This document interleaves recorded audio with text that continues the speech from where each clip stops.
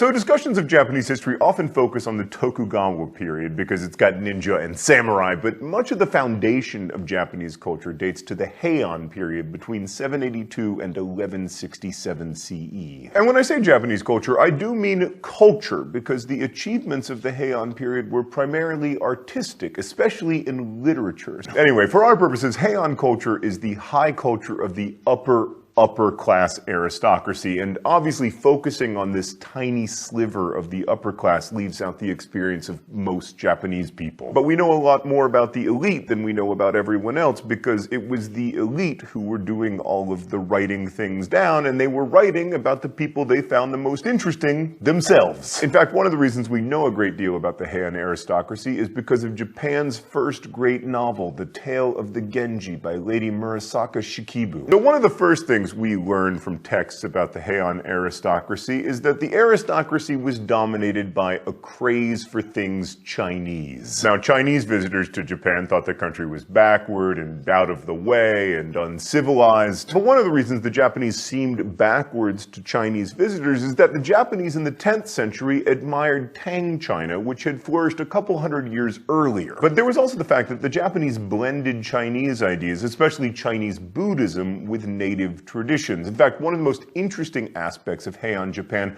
was the overall attitude of the aristocracy, which was characterized by a love of color and grandeur and ceremony and ritual that was tinged with some Buddhist-inspired ideas. And one of the central ideas in Buddhism is that everything beautiful, and also everything not beautiful, is fleeting. So the center of aristocratic court life was the capital, Heian Jyo, which during the Heian Golden Age may have had a population as high as 100,000 people, making it much larger than most European cities at the time. It may have been a glorious capital, but we don't really know, because most of the city was destroyed by earthquakes, or possibly fires, or possibly wars, or just the desire for new construction. We're not sure. We also know that the Heian aristocracy was rigidly hierarchical, with society divided into about 30 grades based on one's birth. The top 4 grades were reserved for princes, and the top 3, known as the Kugyo, received all the most important privileges, including governmental posts and revenues from special rice land. These people in the highest ranks could send their children to university, wear ceremonial dress. They were given lighter punishments when they committed crimes. Can you imagine a world in which rich people systemically receive lighter sentences for crimes committed than poor people? These rules were so detailed that they even determined what type of fan you could hold. The top 3 ranks got to hold 25-fold fans. But when the Tale of the Genji was written, this rank system, like all those ranks, applied to less than 1/10% of the total population. So we're really talking about the elites. Aristocrats dominated the government, which over time became more and more ceremonial and ritualistic. In fact, by the 10th century, much government work was carried out at night and consisted almost entirely of ceremonies. The nice thing about doing boring ceremonial work at night, though, there was a lot of wine. So yeah, that doesn't make for like excellent government efficiency. Heian Japan's economy was not much better than its governance. There was very little trade, and an attempt at land reform, which was supposed to grant every citizen a parcel of public domain land,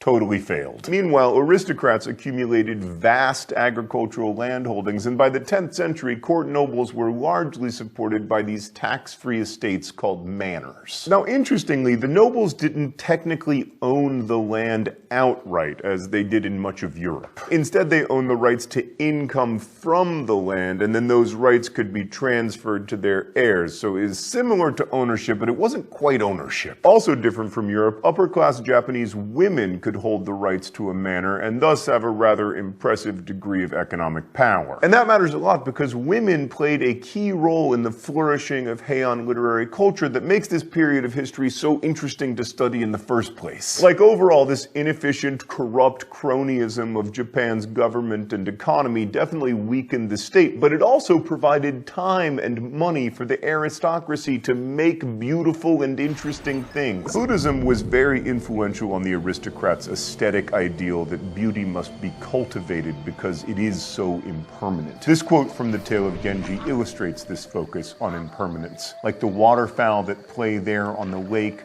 I too am floating along the surface of a transient world. I couldn't help comparing them with myself, for they too appeared to be enjoying themselves in the most carefree fashion, yet their lives must be full of sorrow. Stan, are you sure that's from the Tale of Genji? I think I've seen that quote attributed to me on Tumblr. But we don't only know about the emotional state of the aristocracy, we also know about their pastimes. We refer to nobles as the leisure class for a reason, after all. They spent a lot of time playing games and engaging in contests. Poetry contests were popular, as were board games like Go, and much of their time was taken up with ceremonies and rituals. Here is an example from the court calendar. 18th day, Bowman's Wager. The New Year's celebrations are concluded by an archery contest, which is held in His Majesty's presence between officers of the inner and middle palace guards. This is followed by a banquet during which court dances are performed and prizes awarded to the winning side. Members of the losing side are forced to drink the cup of defeat. Thinking about the Heian aristocracy tells us something about the lives of the rich and powerful generally. Like, obviously they had to increasingly separate themselves from each other to feel more and more wealthy and powerful, which progressively led to them being more and more separated from, you know, the vast majority of people living in Japan. But also they produced and consumed cultural artifacts that came to define the style of the age, but also have continued to shape culture. Heian aristocracy and the documents that describe it tell us a lot about women, who, as we've seen, are often left out of historical narratives. The Heian period, at least culturally, was dominated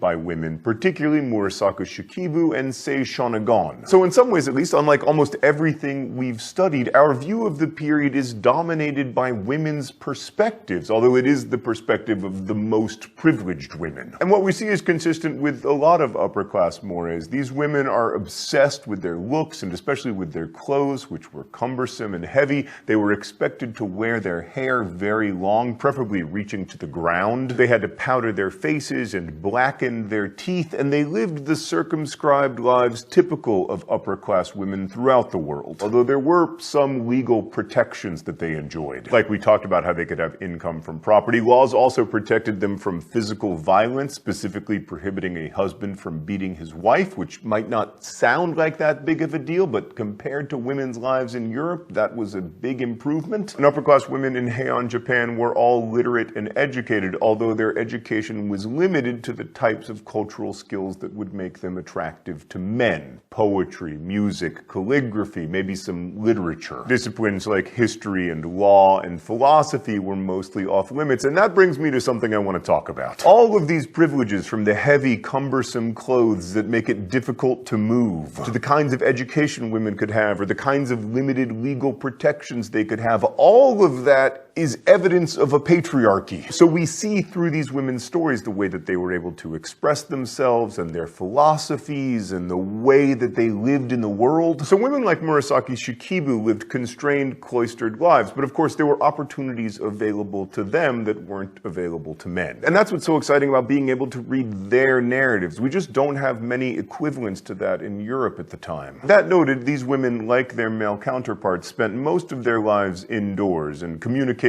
mostly by intermediaries or letters. Women couldn't show themselves to men or make conversation with them, but there was a great deal of interest and intrigue around love and romance. The most interesting thing about the stories from the Heian aristocracy is the ways that women used the power that they did have to bring about change in their own lives and in their communities. So by looking at history through the lens of literature, we get a very different perspective than if we were to focus on government documents or archaeology or descriptions of war. And while the Tale of Genji doesn't discuss politics or economics the way that we usually imagine them, and while it describes a world that leaves out 99% of Japanese people during the period, it has a lot to tell us about the way that at least some people felt and lived, which is more than can be said for a lot of history books. And that's a type of history that most of us can relate to more than stuff with generals and kings in it. For instance, when I look at the history of my own life, I find that generals and kings have played a very minor role. Jealousy, on the other hand,